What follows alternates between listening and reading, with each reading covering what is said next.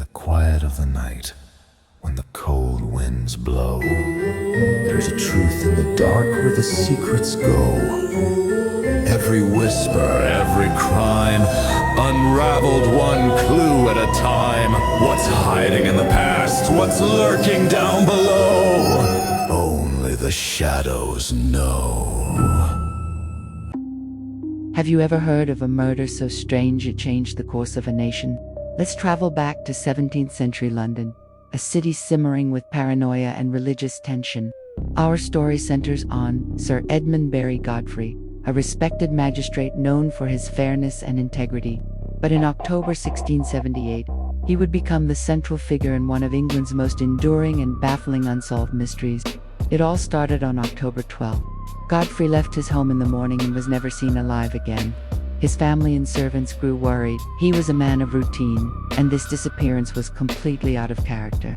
4 or 5 long days, London buzzed with rumors. Where was the famous magistrate? Had he been kidnapped? Had he simply left town on urgent business? The uncertainty was agonizing. Then, on October 17th, a grim discovery was made in a ditch on Primrose Hill, a then rural area north of the city. It was Sir Edmund Berry Godfrey's body. At first glance, it looked like a suicide. He had been impaled on his own sword. But the scene was just wrong. The details didn't add up, and what investigators found would only deepen the mystery and ignite a political firestorm. The first oddity was the location. Why would a prominent man travel to this remote ditch to end his life? More importantly, the medical examination revealed shocking inconsistencies. While the sword wound was gruesome, doctors determined it was inflicted after he was already dead. The real cause of death was asphyxiation. He had been strangled. Marks on his neck confirmed it. Furthermore, his body showed signs of being dragged and moved. His money and rings were still on his person, ruling out a simple robbery. This wasn't a suicide. This was a carefully staged murder. But who would want to kill Sir Edmund Berry Godfrey? And why go to such elaborate lengths to cover it up? To understand that, we need to talk about the political climate of the time. England was deeply divided between Protestants and Catholics. King Charles II was on the throne, but his brother and heir, James, was an open Catholic.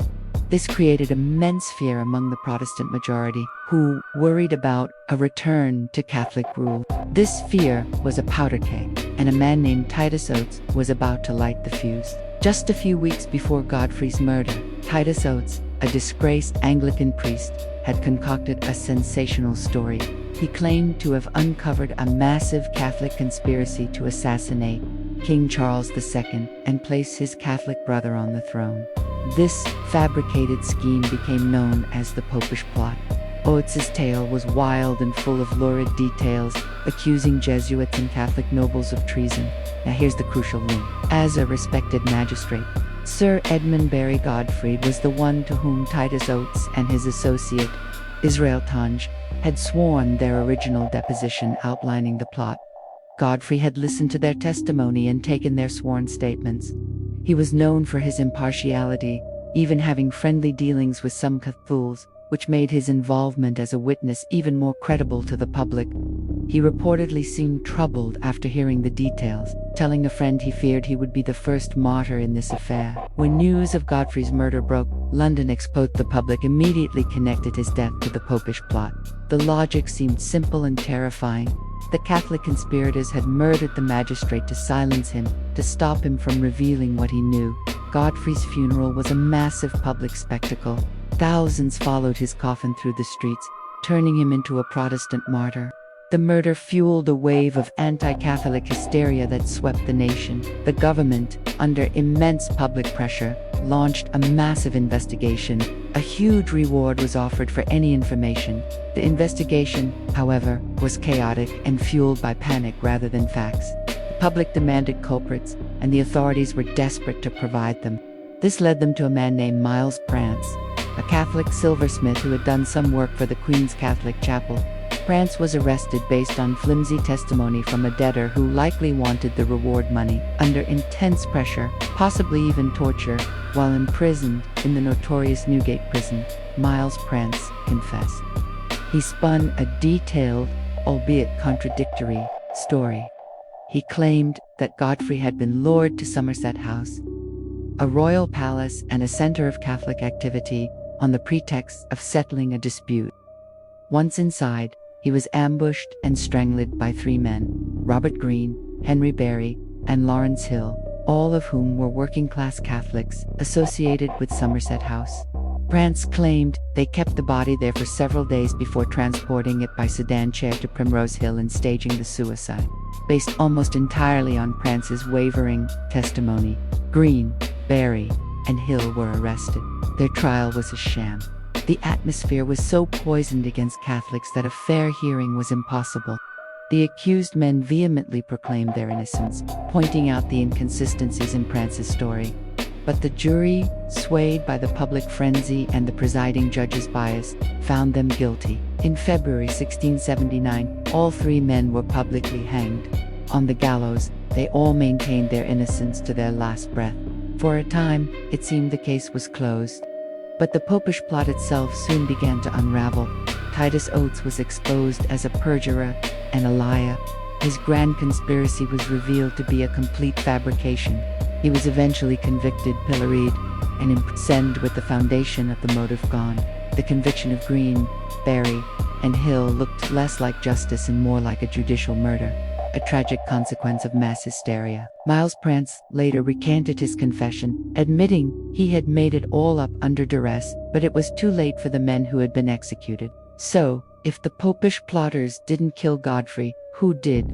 This is where the case remains an unsolved mystery, with historians and armchair detectives debating theories to this day. One theory points back to Titus Oates himself. Perhaps Godfrey, a man of integrity, was beginning to have doubts about Oates's story.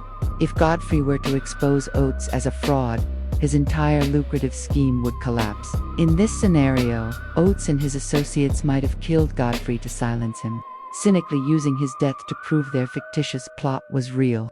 It was the ultimate, twisted publicity stunt. Another theory suggests a more personal motive. Godfrey was known to have a difficult and quarrelsome personality. He was involved in numerous legal and financial disputes.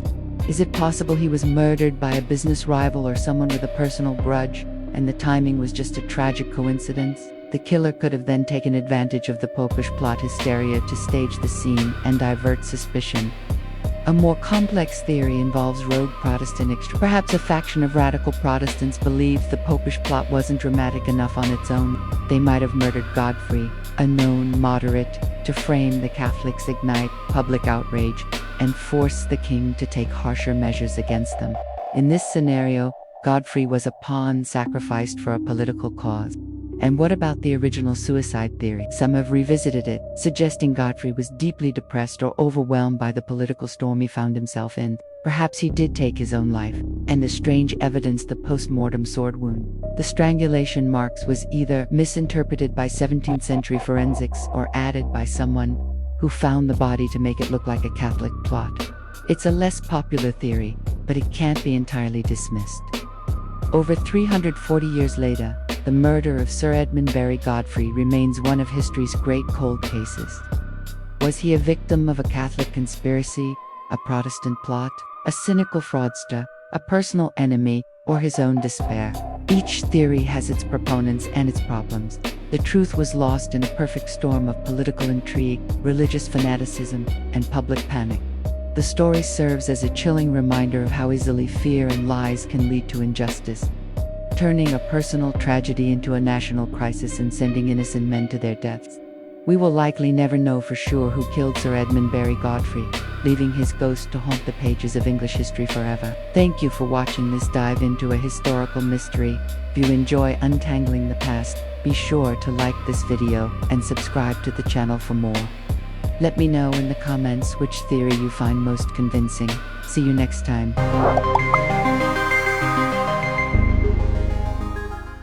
In the quiet of the night, when the cold winds blow, there's a truth in the dark where the secrets go.